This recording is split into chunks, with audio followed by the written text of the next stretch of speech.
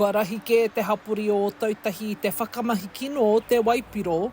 Alcohol is like one of the worst drugs out there, and it's like condoned in this country and it's accepted. I just see it happening all the time.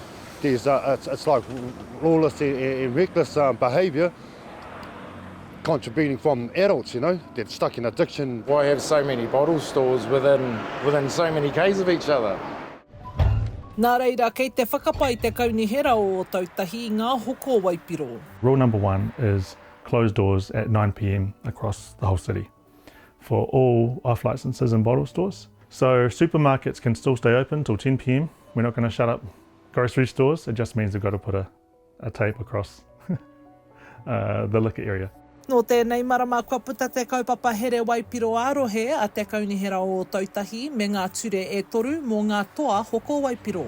Ko tā te kaunihera ngai Tahu a Tyler Harrison Hunt, kua tatari ia mō tēnei mō te wāroa. 3 years ago when I first got elected, I was asking for that from the get-go, and they said, it's coming, you just got to wait, Tahu for a little bit. We don't want alcohol harm to be a part of our culture anymore. And when I'm talking about our culture, I'm meaning our New Zealand culture, the way that we do things. E ai ki te rangahau o amohia te waiora, e rua i ngā rima o ngā rangatahi pakeke e inu waipiro mō rea ana. Ko te whakaaro o Harrison Hunt, he tino kitea rawa te whakamahi kino waipiro i roto i a mātou hapori, a he mea tino kitea ki te hunga rangatahi. We've had a history of actually binge drinking and showing that to our young rangatahi, our kids, to actually make it feel like as if it's normalised. It's not a normal thing for our young people. It shouldn't be a normal thing for our young people to see intoxicated adults on the streets and racking up, for example. I mahi tahi a he wakatapu me Te Kaunihera o Ōtautahi hei mātanga hāpai. Ko tā te kai hautu o mua a Jackie Burrows i ngā tau tīmatanga o he wakatapu, i noho rātau ki te taha o tētahi toa waipiro i te wā e whakahaerehi ana e rātau me tētahi o rātau hoa pātata he kaupapa whakaora waranga.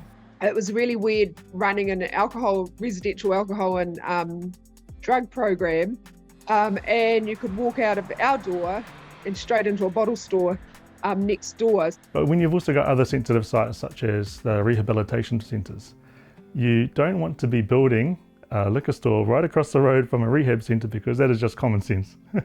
Nā e hikaka nā Burrows ki te rongo, kua tautuhia i roto i te kaupapa haere waipiro ā-rohe he ture, kaore e whakatūhia he toa waipiro hou tata ki ngā kura, ngā whare whakaora i te waranga, te whare wānanga o Ōtautahi, me te pokapū whakawhitipahi, a ka tīmata a tērā marama.